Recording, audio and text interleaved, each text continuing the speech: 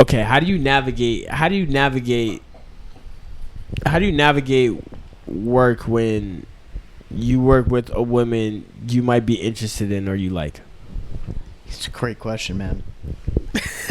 It's a great question. I got the right man in the middle I was for gonna it. say I've got a seriously unique situation here. Yeah.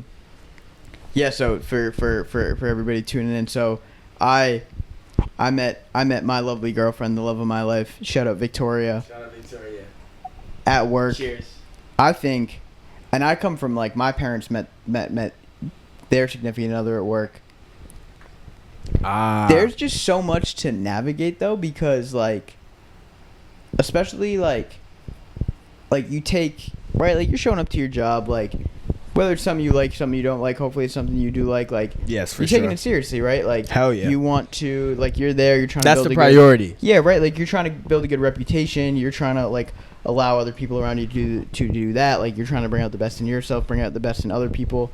I think like it's so situation dependent, of course, but like it's such. I mean, it's like no shit. Like it's where you spend. Like I spend more time with the people I work with than like my family these days. You know what I mean? Like, oh yeah. That is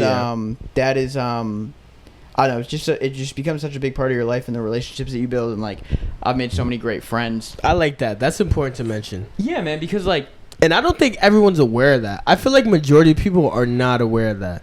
And like to everything else, like that underlines all of it. Is like show up in the right way, like show up in the right way and do the right things, do them the right way. Yeah, things will work out in that way. But I think like, yeah, it was funny for us to navigate at first too, because like there's like the perception aspect of it, of like the last thing you want is to feel like you're putting out like or to be perceived as like not pulling your weight or not doing things because you're like distracted in a sense. Like, right. No shit. Like that shit's way bigger than whatever the fuck I'm doing at work. Trying to maximize shareholder value over here, right? Like what am I really talking about? Yeah. Like, so yeah, like I think that was great, because the cool part too is getting to see like you get to see somebody in a specific setting, and like you get to see how they carry themselves, and like the type of command, the type of respect that they command, and like just how they go about their business, like how they approach work, how they like go about things the right way, how they care, like what they put energy into, what they don't put energy into, right? That kind of stuff. And so I think like you get to see a really like unique perspective of people, and like that's obviously like we've all got different personas that we put on when we're at work, when we're with family, when we're with one group of friends versus another group of friends, and that kind of stuff. But like you get to really like see somebody that way. For sure. So I think that was, and it was like, for me it was like I saw this girl and I was like head over heels, and I was like, yeah, like this is just like a beautiful person that I want to like get to know and spend more time with, and that kind of stuff. For sure.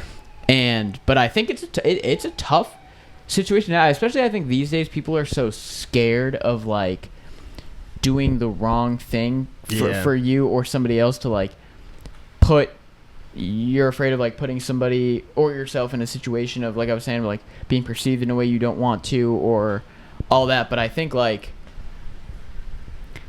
I don't know, at the end of the day it's like, what are we here for, right? Like we're here to like express ourselves in one way, we're here to like have fun in one way, we're here to like get shit done in another way, obviously, but like it's like you gotta show up and like bring, right, like nobody wants to be around, let alone work with somebody that's like draining energy out of a situation. Like you always want to be, and like those are the type of people you gravitate towards in anything. It's like the people that like you probably have a unique perspective on this, especially because of the line of work that you're in, and like it's, and like I know you would even say this, like you don't, it's not even like calling it work is one thing, like it's there's so much more to it. Like you're shaping and molding and making an impact on like kids day to day. Like that's super different. And like you talk about like just wanting to set the right example and all that stuff. And I think like, again, like that's, you probably, I'm curious to hear for you, like you probably got a unique perspective on like, it must be something even totally different to see like, how is somebody making these kids feel? Like how is somebody like giving these kids a safe space on a day to day? So I'm interested to hear you talk more about that from your perspective. Most definitely. I would say that, first of all, like from what you just mentioned in that spiel, which is awesome, is that, and which I think is very underrated, is that when you work, you see those people way more than you see your family. You know what I mean? And like, that's something that not every, like, majority of people aren't aware of. And I think that's a huge factor when it comes into like the social dynamics at work. I think that with my line of work, specifically with youth work, I said this before to like people I work with, and even just like off air with friends and stuff like that.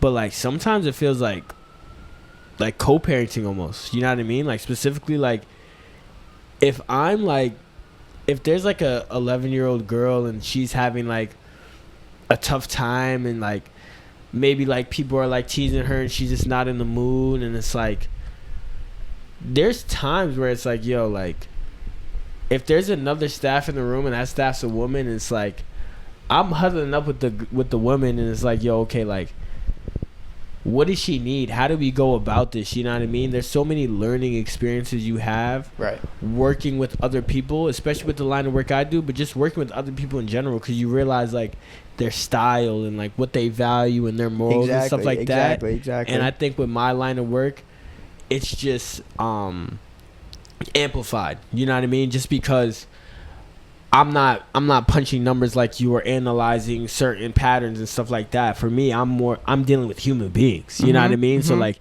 how I come into work and how I feel determines my day. You know what I mean? It's not like and the days of the people around you. Yeah, like I don't have like 50 customers that I gotta serve in line and I gotta restock on this and that. Like, of course there's materials and shit, but like no, like my work starts and ends with me and how I approach everything. You know what I mean? So I think like hanging out with like other people I work with as staff, you know what I mean, and getting to know them at work. And I want to know your perspective on this, to bring it back to you so you can comment on it. But sometimes when you're interested in a girl, and even when you're not interested in a girl at work, when you're just around them, or just not even a girl, just anyone, but we'll make it about, you know, women, because why not? It's almost like a cheat code, right? Because even me, like in real time, like I'm like in this mode where, and shout out Serge, because you might have put some, you know, magic in the air with your affirmations and what you said last pod. But when you're talking to someone you work with and you're like, oh, nah, like this person's mad cool, like I'm starting to gain an interest in them, you start to think like that personal versus work, you know what I mean? And not like what's real or what's not, like does she like me, or is she hanging out with me because of work? But like that next step where it's like, okay, like when it comes to talking with her, the conversations you would have with someone at work when you have that time, it's super smooth and easygoing, and it's personal, you know what I mean? It's not like small talk about work, but it's like, does this count because it's at work, or do you feel like, okay, I need to make that, take that initiative to take it outside of work and make it like personal so that message is received? Because for me, right now, I feel like, okay, I'm in a spot where she can understand I have an interest in her just talking to her at work, but I feel like in my head, once I get the personal contact, it's almost like the ball's rolling, and you gotta like, you know what I mean? You gotta know what comes with that. So I want to know your perspective of that. Like, do you feel like work is a cheat code to get to know, you know, your lovely lady? I do, but I also think it's like a larger thing on like, it's a larger thing on like even just like dating in this day and age. Like I know so many lovely relationships with people that I'm close with that have stemmed from all different types of things, right? It's like whether you meet somebody at work, which is like, again, like to all the points we've been making on just like a level of like proximity and time spent with somebody. Like in this day and age, like that's where I'm meeting the most strangers who are new to me that I'm like getting to know. You know what I mean? And and I think like, you know, whether it's you're looking to meet people on dating apps, whether you're like going out to the bars and trying to meet people, whether you're just like striking up conversation with like a stranger on the street, whatever it be. Like, I know somebody just got engaged, like met her fiance like on the train. You know what I mean? Like things like that. Like it's almost harder to come by in this day and age because people are like so closed off, and I think the work setting like allows you to, like you said, like we're gonna be spending all this time together. Like we might as well get to like, you can break the ice talking about stuff and like getting to really know each other and stuff like that. But yeah, I think I can say from my perspective, like there was definitely a barrier to break there of like, yeah, like we're coworkers, we're going to talk about work, and then maybe we'll go get a couple drinks after work, and that turns into like more personal conversation and learning about you and your life and your family and all that stuff. But I think like I'll say for me, like it did take almost that like separation of setting over and over and over again to like turn this into like a work turned friend relationship into like a we're just like friends and people in the real world enjoying each other's company and turning that into a romantic relationship, obviously. Yeah, no, just to pick up where we were at. Sorry about that. Yeah, we're live. You know, we're doing the best we can with what we got out here, right? Yes, sir. Nah, I think everything I was saying, you like.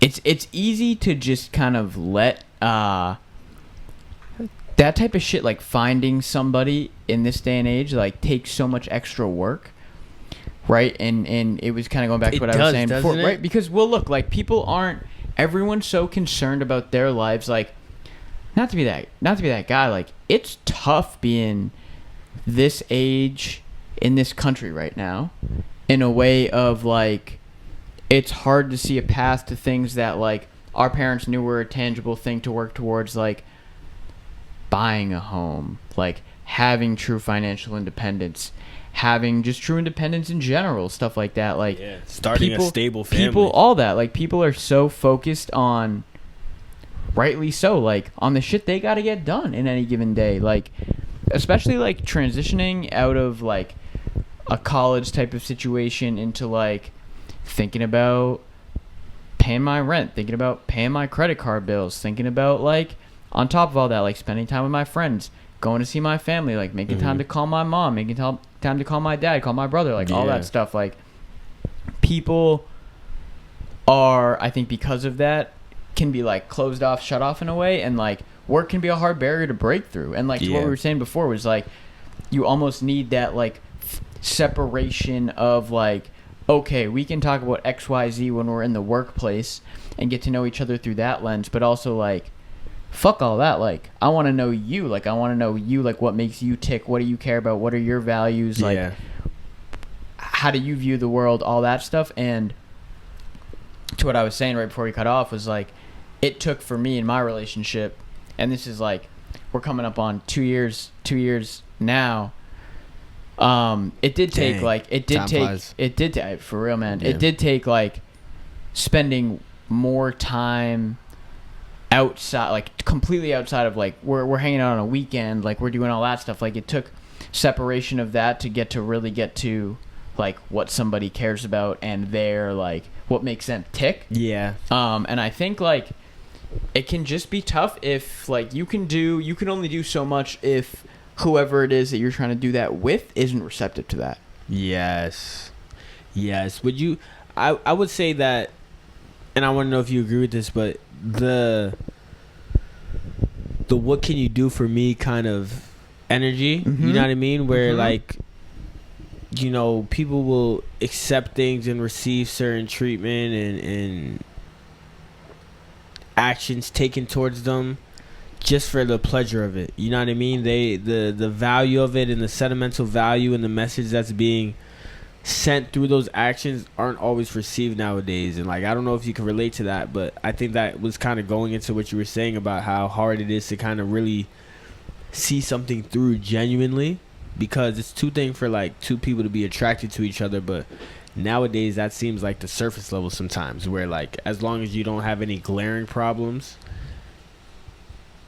I can work it out for the time being, you know what I mean. Or a lot of people are getting together without like you said, really planning for a future, really, you know, planning to build a house together, starting a family, you know what I mean? Where in other times that was kind of, that's how you started, you know what I mean? Like that's how you knew you was locked in. I think part of it comes down to like, again, like with this like super, like we live in this age of hyper independence of like, even beyond like how you spend your time, what you're doing with your day, like the type of shit that like you are, even like media wise, the type of stuff you're interacting with on a day to day, like forms your worldview in that way. And I think like something that was more common in previous generations was this like I don't know if you've like heard like the concept of like a third space, like outside of your home and your work. Like there were other places to meet people, whether it was hobbies, whether it was like places you frequented that had more of like a neighborhood kind of community feel. Yeah. Community really is at the bottom of it. Like meeting somebody at work, you have to then turn the work setting into like a third extracurricular like personal setting again. You have to like almost flip the script there. For sure. And that takes a lot. Again, like if somebody's not receptive to that for whatever reason, not saying that's a bad thing, but just saying like that for whatever reason, like that's something that needs to be overcome. There's things that need to be overcome. Yeah, it takes two to tango for sure. Takes two to tango, right? And yeah, like that's just, and you can never know. That's the thing about work, especially that makes that hard. Is like the last thing you want to do is kind of like overstep some sort of boundary, and then like. Worst case scenario is like you maybe express your feelings to somebody, they might not feel the same way, and like fuck, like now I gotta go to work and, like, no one wants the next to day and like me personally that's what I'd be thinking about, like totally man totally whenever. And I think you know what I think that's why a big part of why the like dating app kind of thing, and I'm actually curious to hear your perspective on this, like I think the concept of here's a air quote stranger, right? Like you can read their profile on a Hinge and be like, they look like this, they're this old, they care about this kind of stuff. Like you can read from their little prompts, like what a glimpse into their personality, right? Like I think that introduces a concept of like novelty that people are looking for. Like that's what being a human being is. Like being a human being is like I think learning about other human beings, like that's what it's all about. I think that's where like it's like what's conducive to that and what isn't. It's one of the many things technology's taking a shortcut on that they shouldn't be. You know what I mean? Like dude, and I think about this with like keeping the human element pure. and this could almost go into something else. I know we wanted to talk about like for sure. It's a specific movie that really comes to mind. Movie called Her. And I think this is like the really poignant in like the age of AI and stuff. So this is like Spike Jonze directed this movie. Joaquin Phoenix is like the main lead character, and it's about basically it's a society in which like these AI like super hyper personalized AI kind of like personalities come up, and I don't want to spoil the movie, but like what happens is like he falls in love with this AI because like one, like this thing has this super hyper intelligence that can learn everything about him and like tailor the way it interacts with him to the way he likes to be interacted with and all these things, and like fall in love. And I think like the movie has like a really great it draws the plot in a really great way that I don't want to spoil the movie by explaining like what the further implications of that type of relationship are. And I think like who knows if we're I mean, hey, like I don't even think we're all that far removed from a sense of people being like building a personal relationship with ChatGPT in a scary way.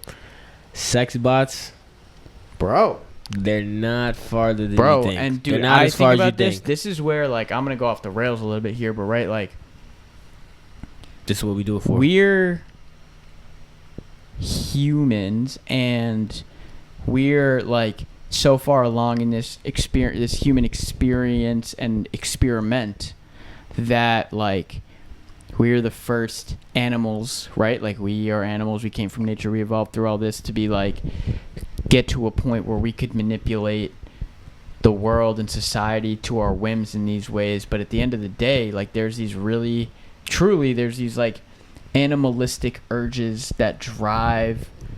Like if you were to look at people purely the way you would look at other animals through like a evolutionary psychology lens, right? Like you're here for certain like people want, like we're sitting here drinking, bottle of wine, enjoying a nice Chardonnay, like this is advanced though, right? And like that's like the more we're basic trying stuff. We're trying to enhance or alter our kind of like psychological experience in the world in a way that we're like capable of, and because it like introduces different thoughts and different things like that, like sex is a similar thing, right? Like there's like it's like an animalistic drive in you, like it's a evolutionary drive in you to like that find like things like sexual pleasure and like reproduce and all that stuff. And I think like you can almost be high. Like the phones were doing, like the phone, like you like this shit.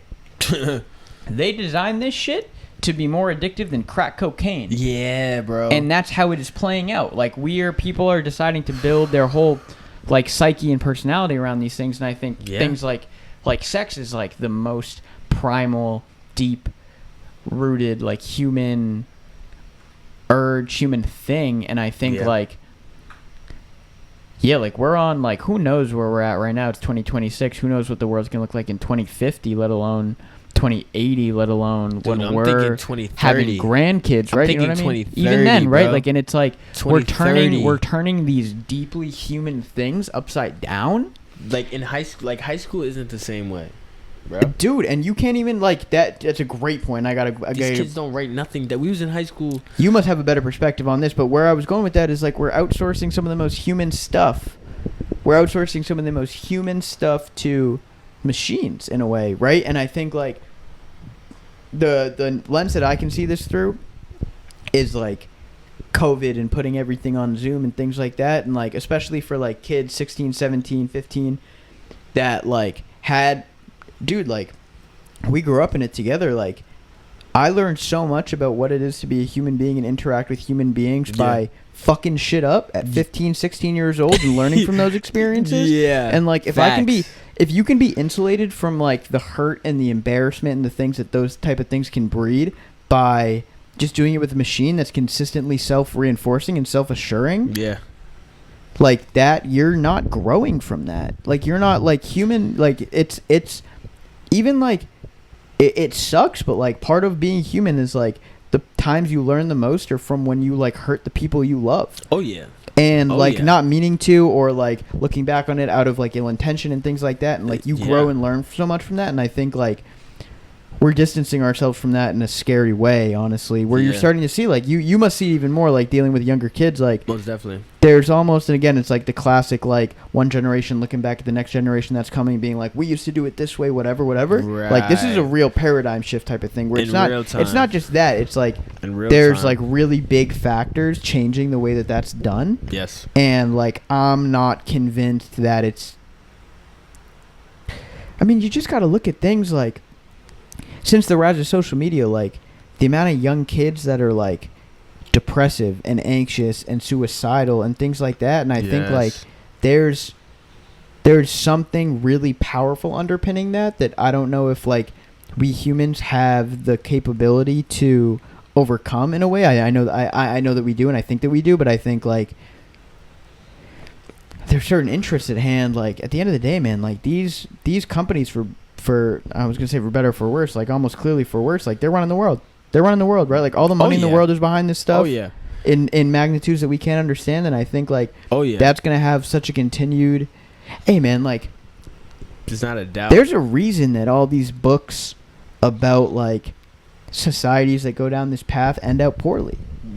Right? Like there's a reason that like we cling to these like dystopian novels and TV shows and movies, because like they're showing us a future that we are hoping to avoid, but that what these movies show us is like we might not have the capability to avoid all that. And I think like we're heading towards it. It's just difficult to live in a world where you can like almost see the fabric of like connectivity getting ripped away in a way. But I think I'm curious to hear what it is, what you think with like younger kids coming up more so, and like we grew up in the internet, but these kids grew up in the internet, right? Like I mean, I think that with everything you said, I think something to look at is really like when you look at the development of the world and technology and how we're advancing with that and how it affects the world, it has a connotation that there's so many good things that technology brings, and I'm definitely grateful for the time we grew up in, but I can't help but feel like in terms of the destruction and the things going wrong in the world, we're the ones doing it to ourselves. 100%. You know what I mean? And as precious as this world is, and I don't mean to be too cliche and like world peace, but like Earth itself is such a gift. You know what I mean? So to create these man-made things with technology that is claimed to be innovative and advertised as these life-changing, super helpful things, it sucks where you kind of don't feel that way, and you kind of see the whole energy of the world. And I want to loop it back before I touch on, the experiences at work with the youth. I want to wrap it back to, the women of just technology, and as great as social media is, but a few clicks will have you losing perspective on right what a man actually values in you rather than what they're attracted to. You know what I mean? Those are little things that play a part into wrapping back some more, like at work, where at the very least, this is what I was thinking too while you were speaking on the whole work relationship and the social dynamics, is that I think that especially nowadays it's super important, especially like when you have stories like your parents meeting at work.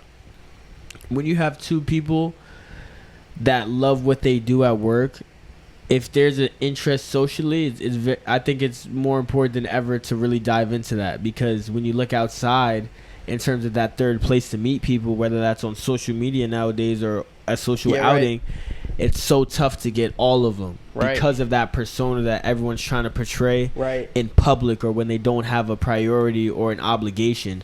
So when you see those work situations and scenarios, you see people more genuine than ever, because when they're outside, they have they have that opportunity to put on whatever they want and to talk however they want and reference whatever meme and whatever mood they're in and wherever the trend is. You know what I mean? So now all the girls are saying clocking and stuff like that rather than like expressing how they feel. You know what I'm saying? So and that you put like social media as that third space, like it is, but at the same time it couldn't be further from that, because it's like you or me or somebody we're interested or somebody we're friends with or anything, like in that way we're all like, this has all been set up in a way that we can, like, to an unbelievable degree, like these things, these algorithms know us better than our best friends do sometimes. Then we know ourselves, bro. Then we know ourselves for real. And like motherfuckers are on Instagram wondering why, and me included, I don't want to make it seem like I'm talking about the show. Yeah. We're on Instagram wondering why am I sitting here for 10 minutes after I said I'm going to take out the trash? Because these motherfuckers program it's scary, the video, bro. You're going to watch the most, the second video, the third, the seventh, dude, you could scroll to, I know Greg. He's going to watch the first video, but he's not going to fuck with the next 3. So on the 7th video, we're going to put some shit he's going to be interested in. To keep him here for another That's 5 going to make minutes. him click on that profile that's related to this other thing. Yeah, bro. And then when he goes back to this home reel, he's going to actually see, like, but I think to the point you made, which I think was a really good one, is like you have to latch onto that stuff when you get it in the real world, right? Like, work is the place where you're going to get it a lot. And that's what I'm realizing personally, too. Yeah. Personally, right? Someone who... That shit is fake, bro. Oh, yeah. Like, what's real is sitting next to somebody. Yeah. And like human to human, person to person. Like, let's interact. Like, let's learn about each other. Like, that's I think there's like these invisible barriers against that are really hard to overcome, and I think that introduces extra barriers that makes it even more difficult. But I think, man, like, that's like, not to be like that guy and be cliche, but like that's what, like, having real love for the person that you're sitting across from, and like real empathy and real like understanding is like what's gonna save us. It's not easy to come by, though. It never has been, but like now it's harder to. It's even more rare than it already was, because it was rare before. Like, I mean, I think real love. I ask you as a single guy, like, when you're like out here looking, like, what are you like? You know what you care about, and you know what you would love to have in your life, and like, what are you like? What are those things that you feel like you're looking for? And not to just take the negative view, but like, what do you feel like is preventing that type of stuff from flowing conducively? And like, how do we work around that stuff? I think for me, like, as a single guy, one thing that I've really been coming to grips with, and that's why I love this whole conversation about the work social dynamics too, but like, one thing I'm coming to grips with is that no matter how you put it, like, expressing your interest to a girl over a screen will never come close to amounting to talking to her in person. the part that sucks about that phrase and that statement is that sometimes there's girls that you'll know, whether it's from the past or you're meeting them online or coming across them across social media. You can't get a chance to like talk to them in person until you interact with them online. You know what I mean? Through DM or stuff like that. Right. So once you get into DMs and stuff like that and talking over the phone, it's such a like there's such a filter that you get put through where it's like, okay, this can only go so many different places, where you either feel like you're overselling things to like, at least me personally, I feel like sometimes in my head I'm like, dang, like I don't want to come off the rip feeling like I'm interested and I'm pursuing you in a way that I want to make this a relationship off the rip. You know what I mean? Because I'm the type of guy where like, and how hard I like is it, you. I want to get to know how you. hard is it to do that through like DM messages or through like text messages, right? Like you don't get all that same when you're face to face with somebody and you're seeing their body language and you're seeing their facial expressions. Yeah. And you're hearing and seeing them reacting full time. Like you send a text that might be out there, right? Like a lot of times, like this is what fucked me up, and this is why I think I didn't have a lot of success in the online game. Is like the worst feeling is sending something that was a little out there and knowing like, damn, this is hitting our group chat. Yo, you know what's so crazy? You know what I think of when you say that? When we were in like 6th grade, bro. When we were like first hanging out, first all sitting out of the cafeteria, when you was talking to you know who, of course, Shawty. I remember it. It's like before. It's so crazy. We're so old now, but it's like before the meme was popular. But like sending that risky text, like that's what the game is. You know what I mean? You saying that reminded me of that moment in middle school, where like everyone around you, because no one was going through what you was going through at that time. And you know what I mean? Like at the same time, you get your boys who are supposed to be there for you, ripping on you for being like, now this shit's going around. Everybody's like, oh, you said that? This motherfucker. Yeah, I said that. This motherfucker was the most emotionally mature 12-year-old you would ever see. This dude's the most emotional mature. This guy knew how he felt about this girl, and he's sending her this text in 6th grade, and he's telling us all about it. And we're like, bro, like what the hell? Like that's a risky text. Like what is she gonna say? Like you're telling her how much you like her. Like me, bro. Like you're crazy. You're telling her how much you like her. You're crazy. Like she's good. Of course she's gonna hate you. Like, but this guy was just ahead of his time. Of course.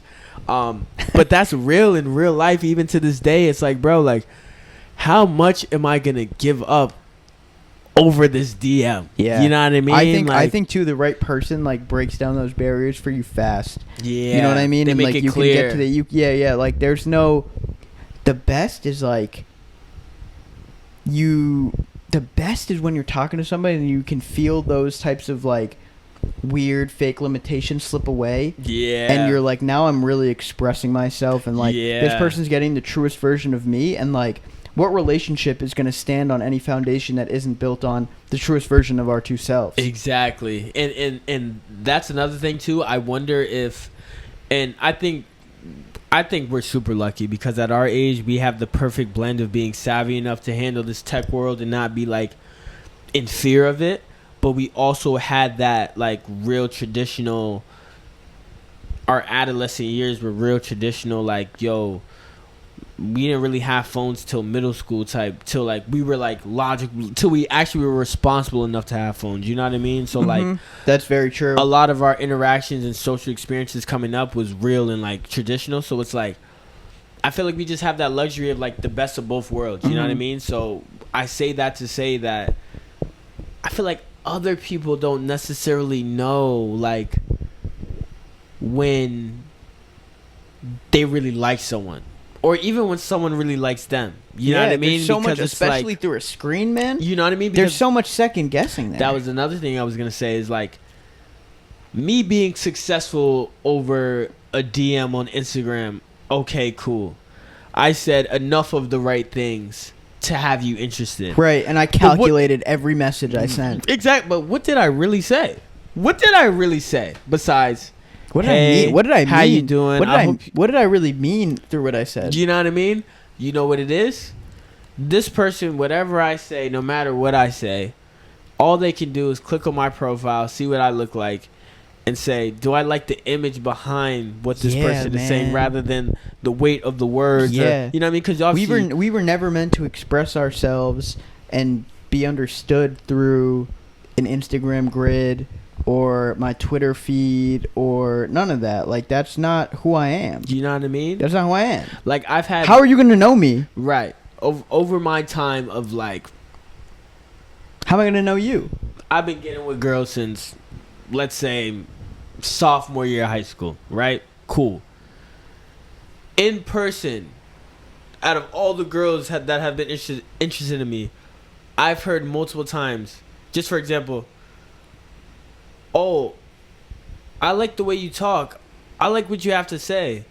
You can't get that in the same way of the I like the way you talk flowing through a conversation over the Instagram DM. You know what I mean? There's so many things that are prompted where it's like you can't really get that personality out of people. Yeah, it's so choreographed. Or, yeah, you know what I mean? Whether it's humor, like, people might say you're funny, but, like, you're not the same kind of funny in person. Oh, like, that's the number one thing you can't get over text is, like, somebody's sense of humor. You're not, like, literally, like, you, like, imagine that. Everything, you don't man. know, a girl can't tell when you're joking or not. You know what I mean? Sometimes it's a good excuse. Yeah, I can't code the sarcasm into this. Yeah, sometimes it's a good excuse if they can't tell you're joking, right? If you're, shooting a risky shot. Yeah, but like, yeah, bro. You know what I mean? Sometimes it works out, but on a genuine level, it's like, bro, like, how much can you really gauge before you're just telling yourself, oh, this person is attractive enough, let's see what happens after that. You know what I mean? Like, and even my perspective, me pursuing, like, girls and women, like,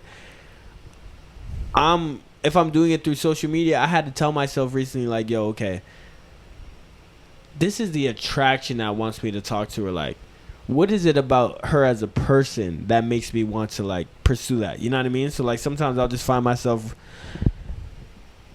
experiencing and going out with a girl for me to realize, like, what do I really like about her? Yeah. You know what I mean? That's not a knock to her. It's just me putting myself in a position. It took the real world to find that out. You know what I mean? Like, and that's the part that sucks, where it's like, it almost gives girls ammo to be spiteful, because it's like, they hold weight of, oh, you was saying this and that in the DMs and stuff like that, and now in person, I'm giving you this chance and you're not doing the same things. And it's like, well, over the DMs, I was trying to...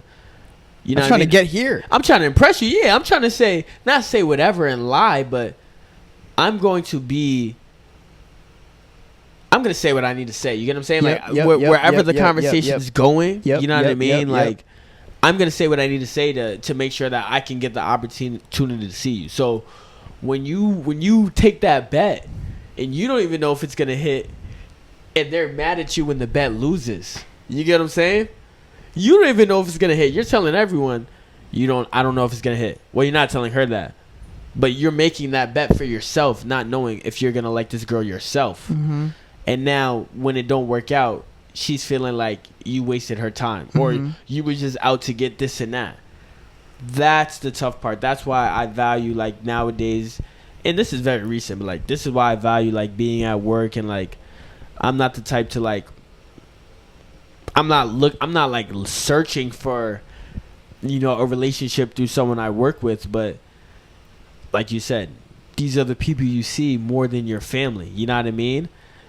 Of course, I feel like everybody in America, I would hope everybody in America would have people that are attractive that they work with.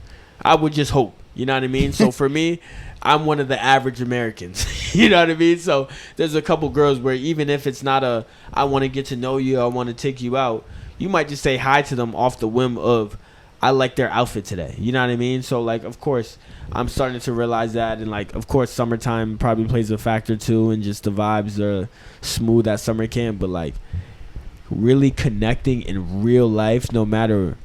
Nothing beats it. You know what I mean? No matter what the circumstances are, whether it's work, whether even I'm at a grocery store. I used to joke around and be like, and it's not a joke either, but, like, I want to meet my future girl in a grocery store. Yeah. That's what I be thinking sometimes. Just Yeah. because it's like those are the most genuine Mm-hmm. times. You know what I mean? Where it's like, okay, this is what you're looking for. Mm-hmm. You're not trying to impress anybody. It's just regular human life. So it's like, And that's what's tough now is I think those are the times people are most closed off to that kind of stuff. right? They're just trying to get in and out.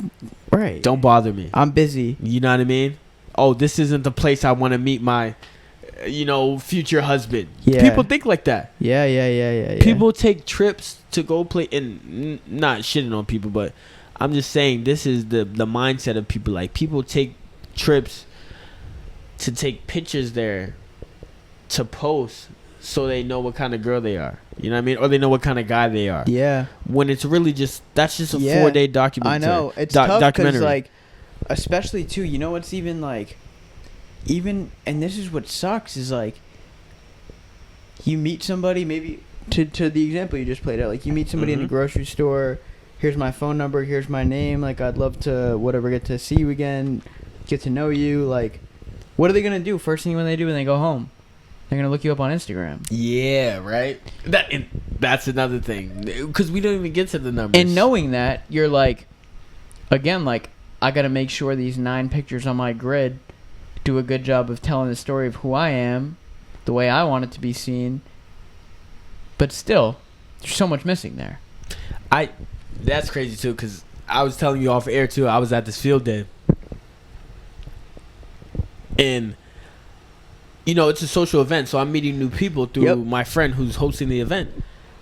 And I'm talking with this girl, and I'm like, yo, she's kind of cool. Like, I rock with her. Like, I'm interested. No bullshit. Like, just off the rip, I met her today. I'm like, she looks good. I like the way she talks. She got some, nice things about her. Hey, can I get your Instagram? Yeah. It's the first thing. Off the rip, like, I'm not even thinking, yo, let me get your number. You know what's a funny one, too? That connotation. You know what's a funny one, too, is, like, Snapchat. Oh, yeah. The whole premise is built on, like, it's like a fleeting, there's expiration on it. Like, legit, like, the time is running and that's down what the we corner. grew up on. Man. Which is, that's what we grew up on. Yeah. For real. Like, once you got the Snapchat, I don't know everyone's journey. If you graduated class in 2019, anywhere in that range, more or less, you're as an adolescent coming up, you really learn through Snapchat the interacting with people and stuff like that. If you weren't in person, you know what I'm saying?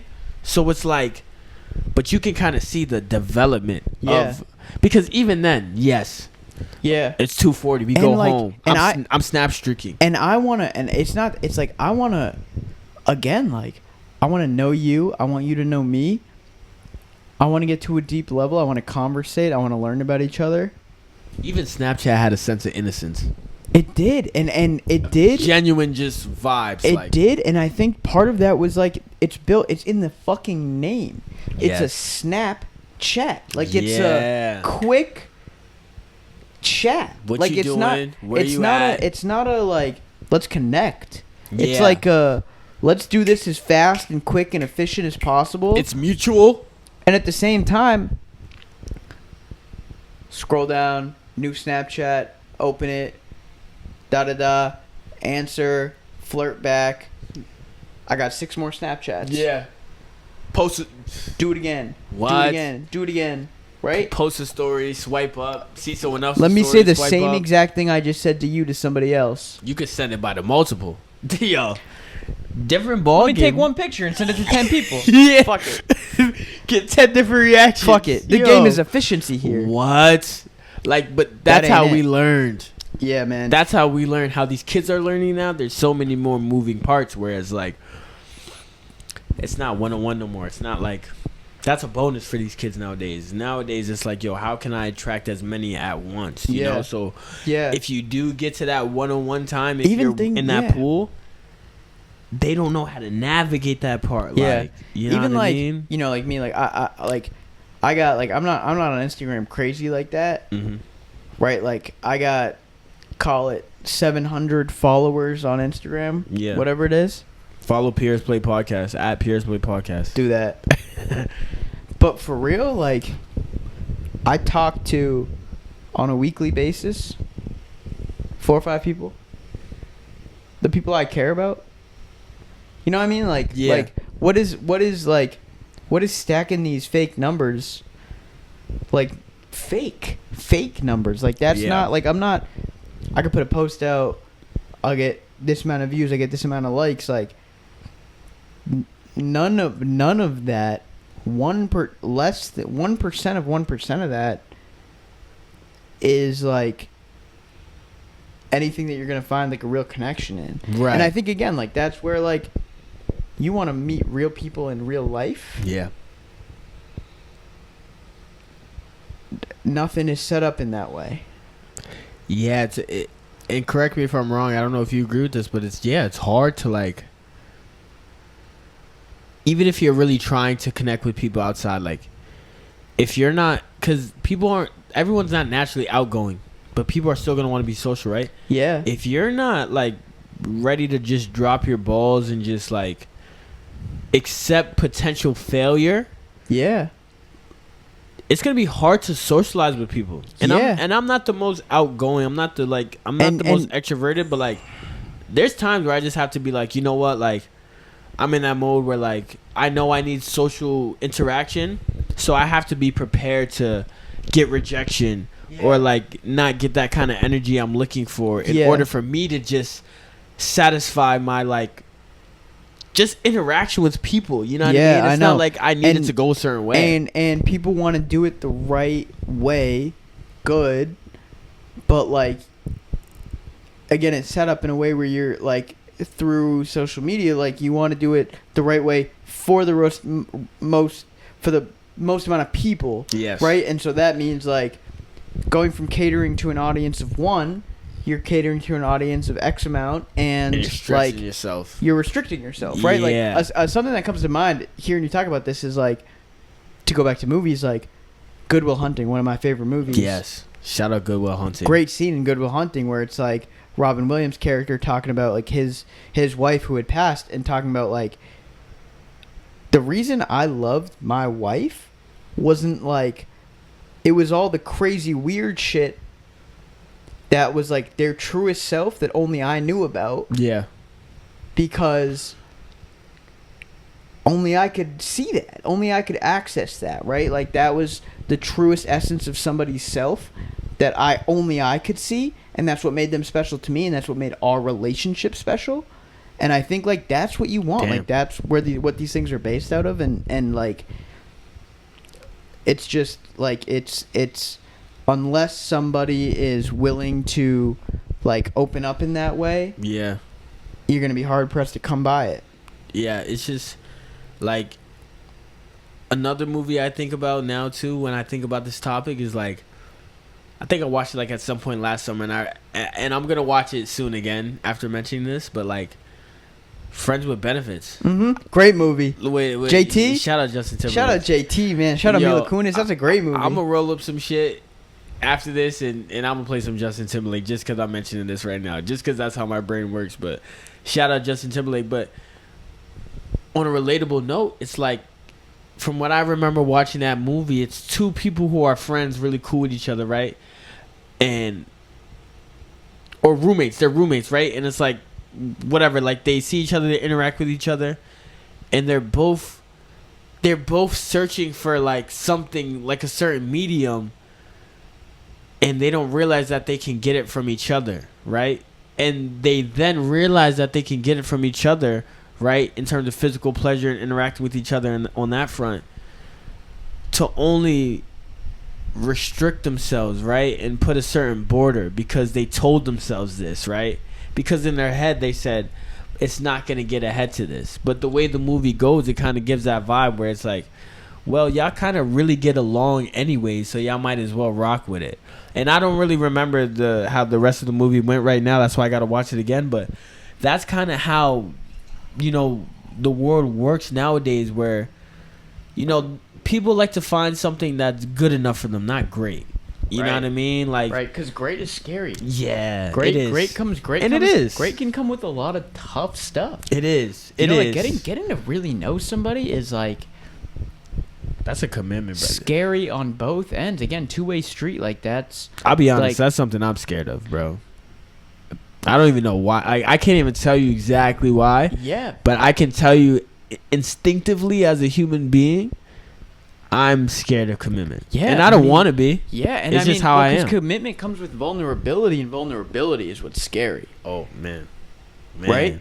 Man. Like knowing you're not perfect, and knowing that if you open yourself up to somebody all the way, they're gonna see all the ways in which you're not perfect or not even good. Like, Yeah.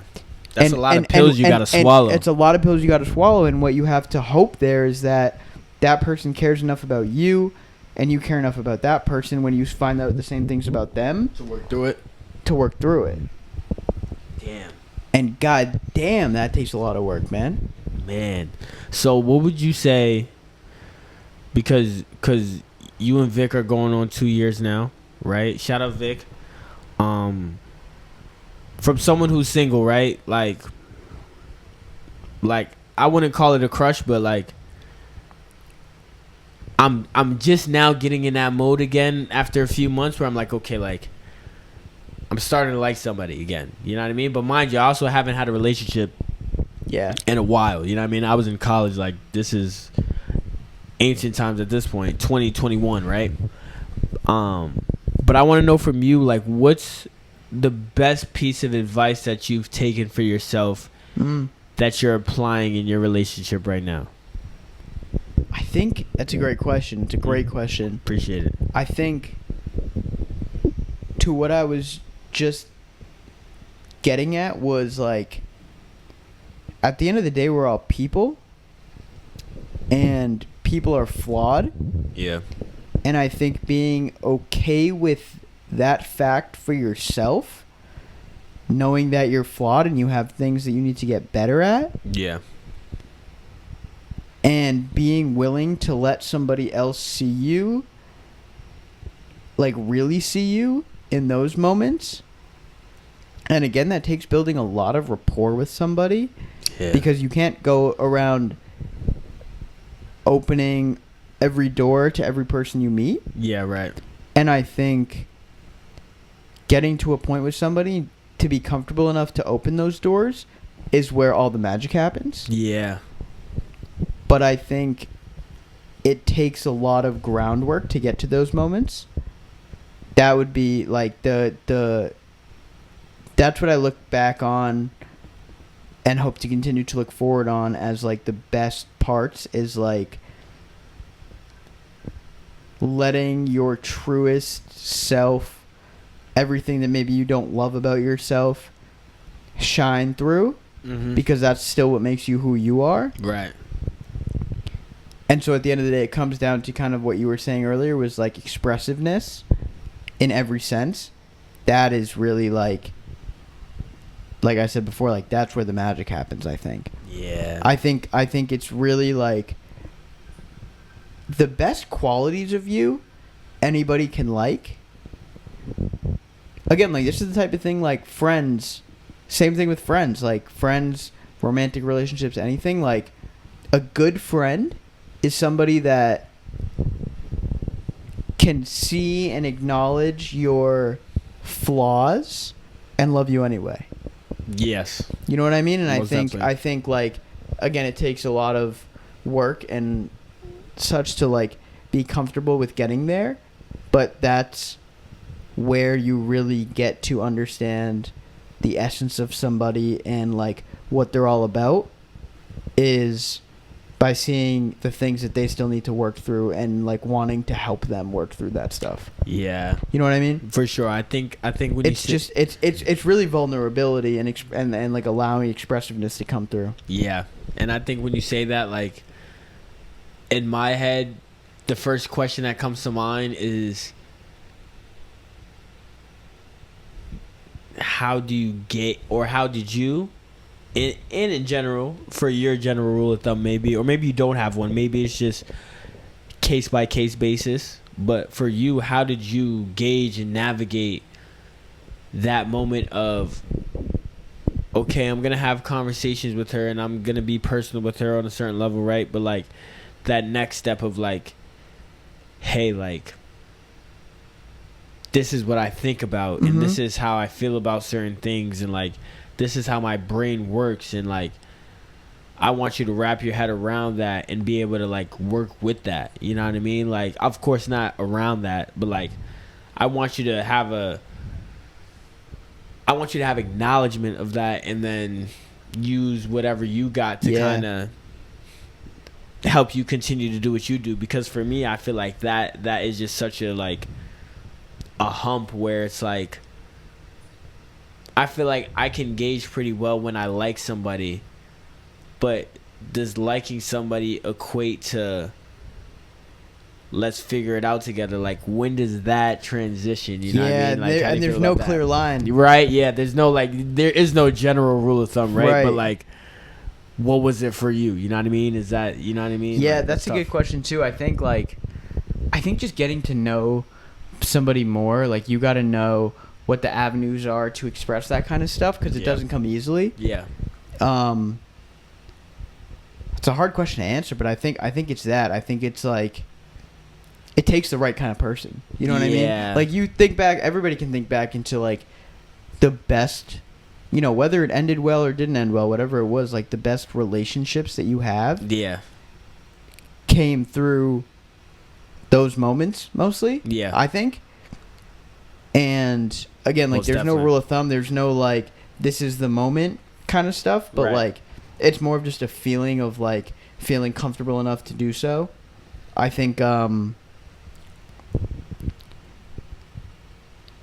main thing is it's tough. Like, it's tough. Yeah. Like, it's to the point you're making too. Like, you want to do, especially putting yourself out in the world, like, you want to do so much to represent the best version of yourself to somebody, especially somebody new you meet that like you're interested in. Like, you want them to know the best version of you. Right. And it takes time to like get to know and fall in love with the best versions of each other, to then get to the good stuff. Get to the good stuff being the bad stuff. Like, the good stuff being the tough stuff. The breakthroughs and shit. Yeah. I think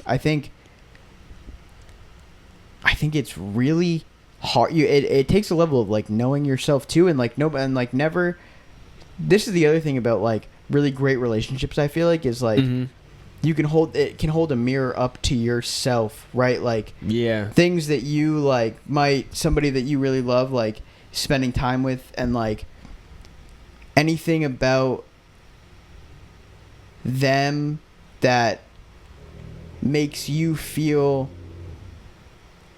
like, it's like the projection thing. It's like, you like things about other people that you meet that you might not like might say more about you than it says about them sometimes. Yeah. And that, like, again, like, it takes just as much of knowing yourself to know somebody else, right? Like, most definitely. I think it's another, I actually never finished this book, and I was reading this book, The Brothers Karamazov.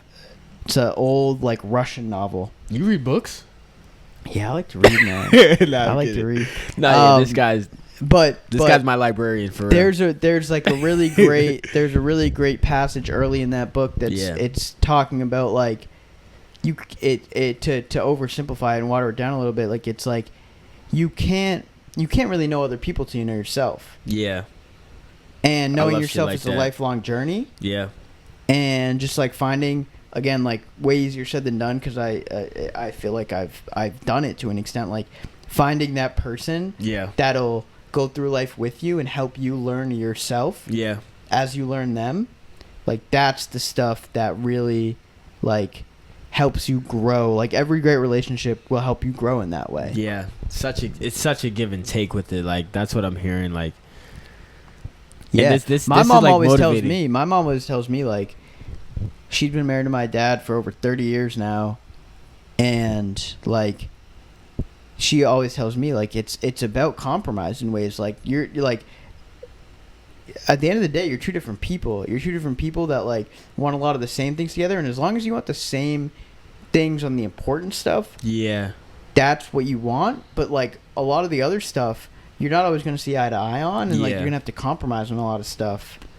You gotta be ready for that. Like, finding somebody that can like compromise with you and then help each other, like meet each other halfway almost. That's the kind of stuff that really gets somewhere. It's tough though. I mean, like, this is another like saying from an author. I forget who it was. It was one of the like French kind of absurdist writers. Like, being like other people are what. I'm gonna add my own spin on this, but like other people are what make life difficult. But I also think in that same vein that other people are what make life beautiful in that way. Like, you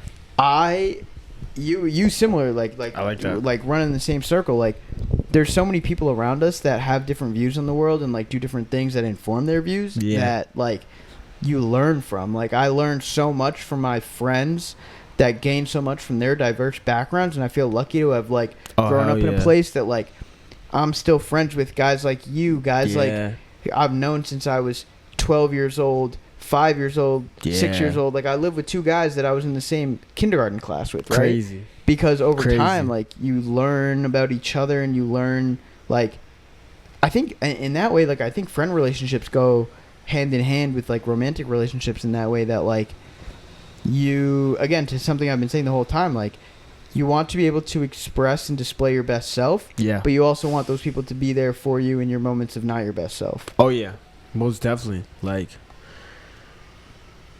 that shit is just so major in terms of like what I'm getting from all of this is just the accountability level of like, you got to keep it just as real with yourself as the other person. Because I think from my perspective, like, just me being who I am, just how I grew up and just how I am as a person, like, I'm so analytical. You know what I mean? Like, you guys know, like, when the NBA season is around, I'm making a bet every day. So, like, around, like, 5 or, like, 6 or whenever I get a point in my day, I'm analyzing the best possible, the worst possible. You know what I mean? And I think that is a microcosm of just how I think with everything in life. I don't think it's the end-all, be-all, but I think it's definitely a factor. So, for me, I'm always worried about, you know, in terms of just romantically, like, not that if I'm capable of expressing myself and being super vulnerable, but what is the, like, what's the consequence? You know what I mean? Like, what is the value I'm getting back? And that's the thing where, as I'm hearing you talk, I'm hearing Serge talk, I'm hearing everyone around me talk, it's like, that's the part you're never going to know, right? So you kind of got to let that go. And you have to just be more ready to focus on what you can bring to the table, because at the end of the day, whatever I can bring to the table or anyone else can bring to the table, that's what they're going to get out of it. So I feel like for me, that's just something I'm starting to wrap my head around, because I definitely don't feel like I've shorted myself. Well, honestly, I actually do. I do think I've shortened myself of certain experiences because of my way of thinking of, well, it's probably not going to work out anyways, or let me save myself from the vulnerability part of it and try to just be the person that she's enamored with. But like, in order to be enamored with me, I have to show the scars, because, you know what I mean, for every woman, for anybody, even a guy on the other side, like, that would be more impressive, more enticing, that you're still this, you know, attractive, engaging, interesting with all those flaws you have to you. So I think I just need to start realizing, like, whatever it is, you know what I mean? And I'm not, you know, I don't feel like I'm hiding like any like crazy secrets in terms of like what I'm lacking, but just really just being like genuine on a personal level. I feel like that's where I'll start to see the breakthrough of like not worrying about, oh, did she respond to this well, but like just knowing, okay, this is the kind of person I need to help me become better. You know what I mean? Because if the people I'm talking to don't understand my flaws, and I'm just trying to sit here and not fake it or flaunt, but I'm just so focused on the positive things, I'm being ignorant of the negative things and the disagreements and the differences that we're gonna come ahead with. So, you know, I think that like this shit is very important to like, you know, from like your literal experience first and foremost, but it's helping me understand that like there is no guarantee with anything, but that shouldn't discourage me. I feel like I've let the like fact that there's not a guarantee discourage me at times, where I'm like, well, let me save the trouble. Like let me start a podcast while everyone's like, you know, doing relationship shit, and like, you know what I mean? Like, of course, podcast is amazing, but why not both? You know what I mean? So now I'm starting to wrap my head around, like, okay, like, why not both? Why not tell them everything that comes to mind instead of just acting like, well, not acting, but like just downplaying like my thought process and just acting like I'm all cool, calm, and collected. Like, nah, like everybody has flaws, everyone has fears and stuff like that. Like, it's important to let that other person know, because you know they're informed on it and they can help you, or maybe they're not in a position to be able to support it and give you what you need, and that will help you too, so you're not just focused on the good things and thinking that, oh, like everything's great. Like, nah, like they just don't know you yet, you know what I mean? So yeah, it's a double-edged sword for sure. Yeah, man, it's an endless topic. It's an endless abyss of. That's the cool thing too, though, I think, is like, again, like I said earlier, like it's a lifelong journey of getting to like know yourself, and like and who even knows what goes beyond that. Like, you're always working on that. Like, that's a daily struggle. Right? Yeah. With or without a partner, but like, yeah, man. Yeah, seriously. I think and to circle back on my main point throughout all this is like, the right people, the right person can help you get there in ways that you could have never gotten there yourself. And I think, again, like, it's really, really tough to find those right kind of people. Yeah. And it just gets tougher by the day. Yeah. I think that's another part I'm underestimating, and I like how you like rehashed that point, but like that made me realize, like, damn, like I'm so worried about telling myself that there's no guarantee that this is gonna work, but like I'm also ignoring the fact that, like, yeah, it can't work if you don't let it, right? Yeah. Right. In the case that it does work, like the exponential benefit and profit is like, damn, you know what I mean? It's like making, like, I'm a competitive sports. I like to gamble. So are you thinking about that $100 you could lose, or are you focused on that $500 you could win, knowing you can afford to lose $100? You know what I mean? So now I'm getting, and that's human psychology, man. Like, that's just like being risk averse, being loss averse, like everything. It always hurts more to lose something than it feels good to win the same thing. Yes, bro. And I was at a point where I was like, yo, keeping it 100, I can't afford to lose this 100. Yeah. Whatever. If I'm going to lose this 100, whatever I'm going to go through to lose it, it's not going to be worth it. Yeah. Now I'm at the point where, who's playing? Oh, yeah, I'll throw 100 on this. Yeah. And that's a double entendre, because that's with the game. Yeah. But that's also in life, too, with these, you know, dealing with women and socially. Like, I can afford to take a woman out on a date, and if it don't work out, it don't work out, and that's that. Yeah. You know what I mean? I'm not going to be like, oh, you didn't do this, I'll be this, the first to say it, and I know you were right there watching, too. Like, yeah. I've been at that poker table and lost all my chips. Nah, word. And stacked it back up. You know? Word. Like, and you didn't sign up for that, right? You didn't see it coming, but, you know, without signing up for it, as you grow and as you experience through it in real time, the storm always ends. You know what I mean? Even Kobe, like, he had that great quote about, like, you know, the beauty of weathering the storm. You know what I mean? Because no matter what happens, it always ends. You know what I mean? So I think, and it's funny, like, I think, like, you learn all these lessons from so many different places, and I think, like, I don't even know where this quote comes from, but, like, for real, like to the analogy you just set, like, you don't lose those chips unless you put them out on the table. Right. Like to put another way, like, scared money don't make money. I love that one. I don't even know where that one comes from. I like how we get into the quote bag. I like that. Yeah. Get into the quote bag. Not for real. Like, I don't know who said that one either, but, like, I remember telling my mom that too one time, like, just for fun, when I started gambling, and I'm like, I just told her for fun. I'm like, yo, scared money don't make no money. She said, what?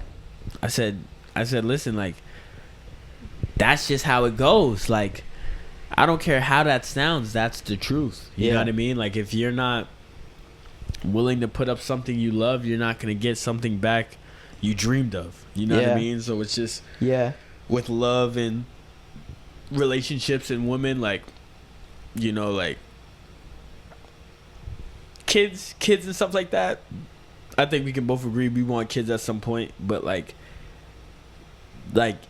you have to take those risks. You know what I mean? Like, Yeah. you can't just, you know, select your woman and, like, you know what I mean? Like, you have to take these risks and, like, Yeah. your mom said, like, compromise. You know what I mean? So I think that Yeah. at this age And- we're getting to, I'm starting to wrap my head around Yeah. that. And not to take it in a different direction because I love this topic, but that Yeah. I'm curious to hear you talk more about this too. Like, that's you learn so much in life from those different things, and like I'm somebody like I learned like I like being in a classroom, whether it was middle school, high school, college. Like, you learn things like studying things. Like in college, I studied psychology, and you learn so much about like how people are and what makes people tick. Facts. And I think this kind of goes to another one of the topics we had at hand, but like, where do you feel like that type of stuff, the type of things, like just life lessons that you carry that you learn, like outside of, I know we talk about all the time, like we were talking about sports earlier, like, and how much sports taught me, like, Yeah. I feel like I learned so much from whether it's sports, watching movies, listening to music, like, you learn all those lessons from so many different places. Just it's like super open-ended question, but I think like, where do you, like, as you're going about your life on a day-to-day, like, where are you feeling like you're learning those kinds of things?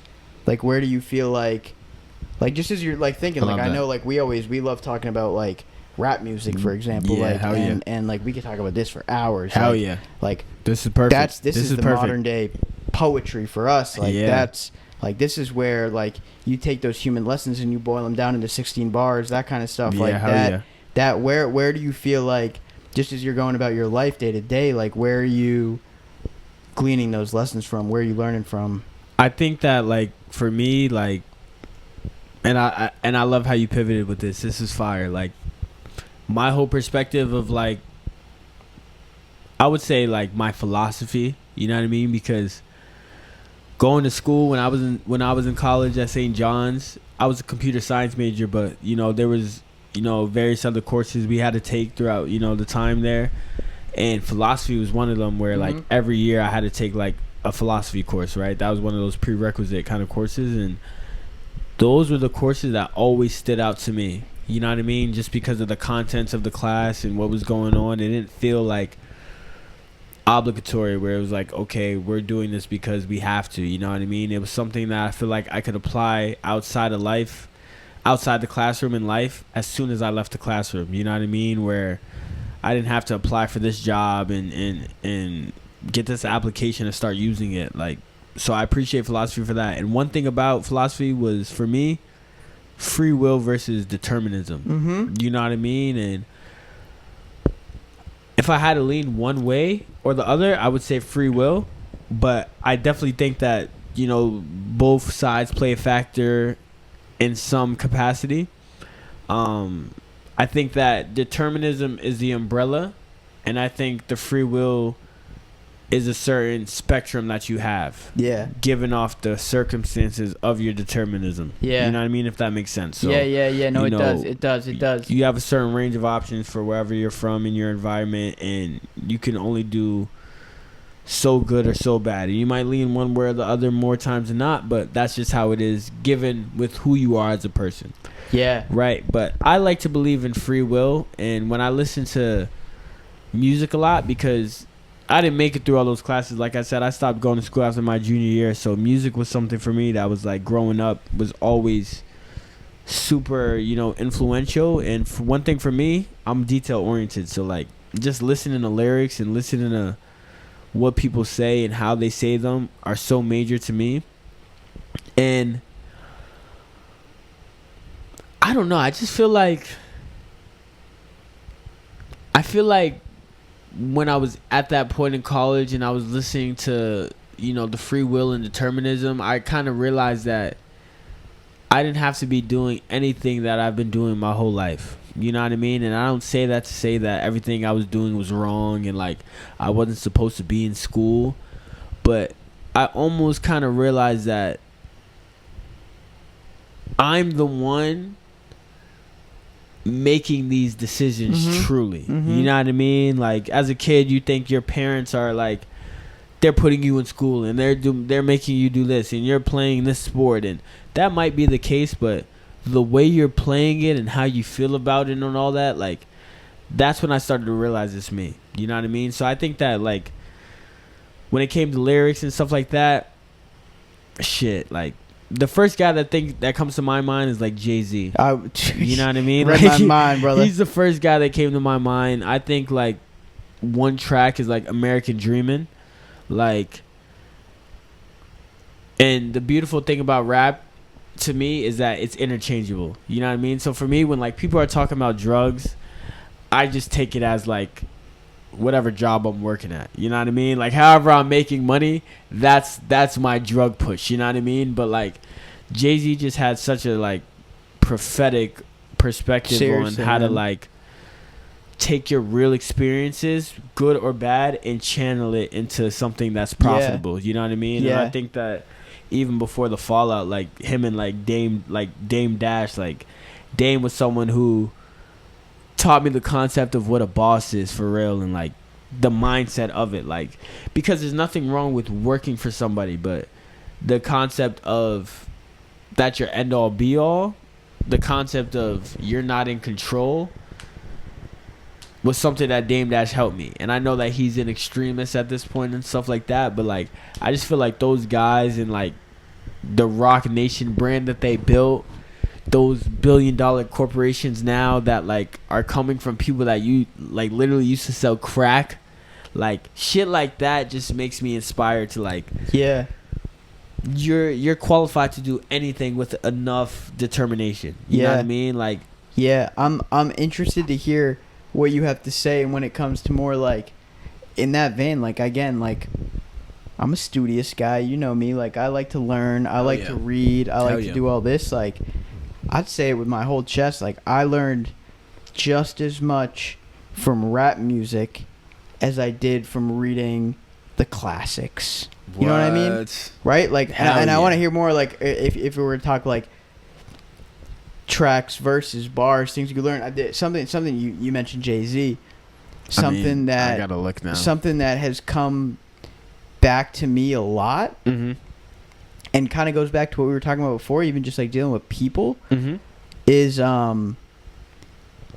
Jay-Z's verse on, I want to say it's No Church in the Wild, and I think a specific couple bars in there, like, and again, like, this drives me up a wall too, of like, I like, there's a good it's who is it, Jonah Hill has a good clip of like, like we're gonna talk about these guys writing these rap songs as like for real like poet sages of our time, and like a Jay-Z quote that comes to me thinking about like people and like where people stand and like how you deal with people is in, like I was saying, in No Church in the Wild, and I love how he does this, and I love how he ties it right back to like I was saying, the classics, right? Like, I think it's toward the end of that verse, No Church in the Wild, God loves pious. I knew you were gonna say that one. I knew you were gonna say that one. God loves pious and pious loves pious. Like, Socrates asked, whose bias do y'all seek? Like, I'm reading it right now. Is pious pious because God loves pious? Socrates asked, who bias do y'all seek? And so that goes back to Plato's Dialogues, right? Where it's, just to give y'all a little philosophy lesson, a little history lesson, because why not? Yes. Right, my boy Socrates, one of the fathers of, Western philosophy. Socrates ain't write shit down.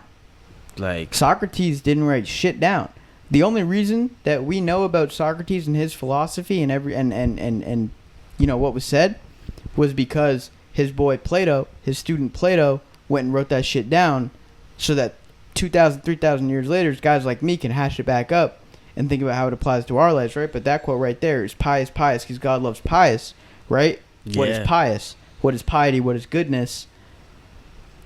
Like, do y'all Googles, bro? There's not a right answer there, right? And there's not a right answer there. Just Google pious And go in your search engine and Google pious. Right, man. Like that. Right, man. That's it, bro. Right, man. Get a dictionary. Get a thesaurus, so bro. you can hear Socrates balling in his sneaks. So like, dude, that's unbelievable. That's unbelievable to weave that kind of stuff together. And I think, like, to the main question there, like, Socrates asked, whose bias do y'all seek? Right? Like, the point there being, you got your bias, I got my bias, we all got our biases, we live our lives that way. This goes back to everything. I mean, this goes back to just relating to people, right? Like, Socrates asked, whose bias do y'all seek? Like, I hear that and I think, like, what bias do I seek beyond my own bias, right? Like, I see the world one way. Again, like, to really get to know somebody else, I got to put my bias to the side. Oh yeah. Even before we get back to this rap shit, right? Like, that self-regulation part of the philosophy is like a great book I read. I don't know if you read it, but shout out Ben Allaire too. The Alchemist? Not The Alchemist, but Meditations. Yeah, Marcus Aurelius. Yes. It's my guy, man. One of my favorite things that great was said in that one was, you can't be mad at someone for their incompetence. You know what I mean? And I think that nowadays so many people get caught up and they get emotional and riled up over people and what they don't know, when they need to have more acceptance as to what they don't know. Because people will run in circles and drive themselves up a wall being frustrated at what people don't know, when they could either inform them, but they choose to, use their emotions and be critical of them and speak in a manner that doesn't solve or teach anything. You know what I mean? I think that we need to spend more time, focusing on, everyone's purpose. You know what I mean? And we need to have more awareness of knowing what's not for somebody. Yeah. And this is not to just go around spouting quotes and stuff, but again, like, there's a lot of wisdom to be gleaned from that stuff. Like, the great Lauryn Hill. Yes. This ain't even from a song. I think it's just from a speech she gave. Start talking, right? The line that stuck with me was, "It's better to be righteous than to be right." In a way of, right, like, again, this goes back to the bias thing. Like, I know what I think, and I know what I think is right. Dealing with another person sitting in front of you, it ain't always about being right. It's about treating that person with respect and righteousness and understanding their perspective, right? Because their perspective is just as valid as your perspective, no matter how else you might want to construe that. And, like, that, I think that what that quote to me means is, like, just, like, empathy. Like, empathy and understanding different perspectives and different, like, again, like, you don't always need to win there. Yeah. And, like, giving yourself space enough to give other people space for their perspective and bias. Quotes, I think bias is a word that has a lot of negative connotation, but shouldn't. Because bias to me means worldview, means perspective, means difference, means diversity. You know, like, what's so crazy? Yeah, what's up? And I hate to cut you off, but you know what's so crazy? With the kids I work with, you know what I tell them sometimes? I'll just say it out loud. I'm like, yo, I wish it was more acceptable for me to be biased.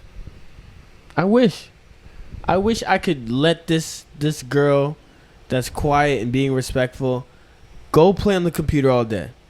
Because you earned it. You showed the respect. You showed me that your homework's done. Everything's done. You're treating the room right. You deserve it. But we live in a society where in those groups, if everyone's not going, everyone has to be punished. You know what I mean? For the worst guy. You know what I mean? That bias is important in today's world. You know what I mean? And I feel that way even where I work, and not just where I work, but just in general. I agree with that. Yeah. Yeah, man, and that's so punitive. Like that's we sideline people for stuff like that. We sideline people for wanting to go against the grain. I mean, like, you must see this every day. Like, something I think about is like, we grew up going to school in a town that's like heralded for the way it approaches education. Yep. Because it sends kids to these Ivy League schools where they get to go reinforce their bias. Yes. The acceptable bias. Wow. Right? Yeah. And that is true. And like, it's tough. It's tough for me to reconcile two ideas of celebrating human diversity and celebrating that we're all very unique in our perspectives on things. Yeah. And then asking everybody to do the same thing. Asking everybody to sit in the same classroom in neat uniform 4x4 rows, right? And listen to the same teacher talk about the same things and expect us to have the same ideas about it, right? Like, yeah. Don't again, like, if somebody, God forbid, gave me the reins to go reinvent that whole thing, like, don't teach these kids what to think and what to believe. Teach these kids how to get to what they believe and feel, because what they believe and feel, dude, like, for real. I mean, Socrates, we just said it. Socrates taught people to question beliefs as much as possible, right? Yes. You know what they did to Socrates? They killed his ass. They killed him. They killed his ass on charges of corrupting the youth. Wow. Narrative. Right? Yeah. You're making shit scary because you're threatening our status quo. I mean, what's the greatest example of that in all of history? Our boy Jesus Christ.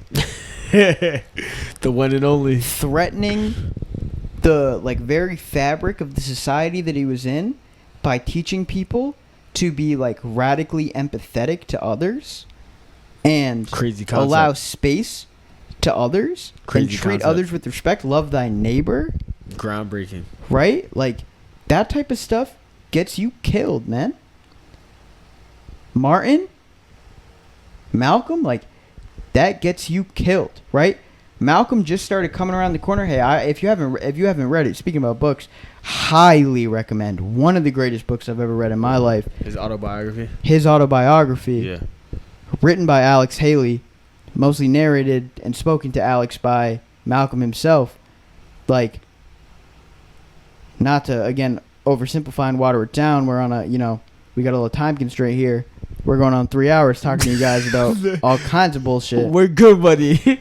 Good money. But, bro, like, it's real. When my guy Malcolm started coming around, went to Mecca, started coming around to understanding, I mean, one of the most powerful things I've ever read is that it's the last chapter of this book, man. It's the last chapter of this book where Malcolm went to Mecca and started to really understand Islam for himself and Islam for others, and what that religion was teaching him and what he was trying to glean out of it. And the fact that it was a set of ideas that united so many different people, and trying to turn the mindset there against division and into unity. And the reason that's the last chapter of that book is because he got home and got killed, man.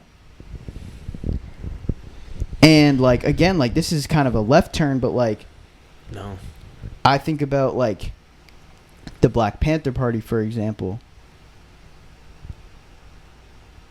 You got an FBI, a government that's going to label this group as, like, domestic terrorists, again, threatening our status quo, like threatening the white man's status quo of retaining a certain amount of power and control over society. And you've got guys like Huey Newton and Bobby Seale running around setting up free breakfast programs to feed poor kids, setting up things like the Rainbow Coalition to unite working class black folk, white folk, Puerto Rican folk, that type of stuff scares people, man. Like, that type of stuff people don't want to hear about. Yeah. Again, because it threatens that status quo, and we could talk for hours about what that status quo is and why it was built up that way. Mm-hmm. But I think, like, I don't even know how we got here, but, like, that type of stuff is what makes us better and more together. And again, I think what it comes down to is allowing what makes us different to let us be together. Yes. And again, like, to go back to the social media thing, like, we couldn't live in a time more where that's front and center of, like, the whole game is pissing people off at each other, right? And, like, what are we, especially, like, be at differences with each other. You got to be on this side or this side. That's what this is about nowadays. Right. Yeah, like, team up against your fellow man almost, right? And, like, we even not, like, if it comes to that, even not to, like, we, like, there's a lot of things out there. There's a lot of things out there that a lot of people that would see themselves on separate sides of the aisle or separate sides of the ideology, whatever it is, that there's all this, like, you were talking earlier about, like, the man-made, manufactured, like, hate and division and, like, that kind of stuff implemented in society. Yeah, it's, like, really in the fabric. Yeah. And, like, but that type of stuff, like, you go, like, that was what was so, to go back to the very first thing we were talking about, like, the World Cup, was, like, you get all these people, bro, like, I saw, it was, like, it was awesome. It, like, made me so happy to see, like, all at once in this great city of Boston, a great city built on the idea of challenging undue and unjust authority. Yeah. In the name of, like, yes, personal independence and freedom, but also what that means for us as a society. Like, walking down Tremont Street, seeing a group of folk from all over the world. You got a Scotland fan from Scotland, a Moroccan person, an American person, an Iranian person, all sitting around the same table, melting pot, swapping stories, learning from each other. Yeah. That scares people, man. Which is crazy, bro. It's crazy. You wouldn't think so, but that's just the way the world works. And, like, the one thing I want to leave us off with, because boy has this been a pleasure. Like, boy has this been a pleasure. We covered more ground than I could have ever imagined. Do you get what I'm saying? Like, I love all my episodes, but this one, spectacular. But with all that being said, what I want to leave this episode off on, the note I want to leave it on, is that there's one universal line that rings off for me from Hove, the one and only, that's so representative of not only what we've been talking about right now, but just in general, to anybody out here in this world. He has this line where he says, "Survive the droughts. I wish you well." Survive the droughts. I wish you well. And that's just how everybody in society, in this world nowadays, with technology, with human nature changing, you know what I mean? Our patterns are changing. Our social patterns, our norms are changing. I think that with this episode, that's the best bar that we can be left off with, only to be continued at a later date, because this isn't the last you've seen of this guy right here. Damn sure. This is my guy. Shout out Greg. We want to thank you for tuning in to this episode. Okay. Episode 11 of the Purest Play podcast. And the bonus episode too, because the way I'm about to split this motherfucker up, I might need to do 2 outros yeah. right now. So I might do 2 outros. You should see the runtime on this. Yeah, this shit is legendary right here. But for those out there, Survive the drought. I wish you well. Till Couldn't have next said it time, better. like, subscribe, comment, and keep it pure. We'll be back, folks. We out here. Salute.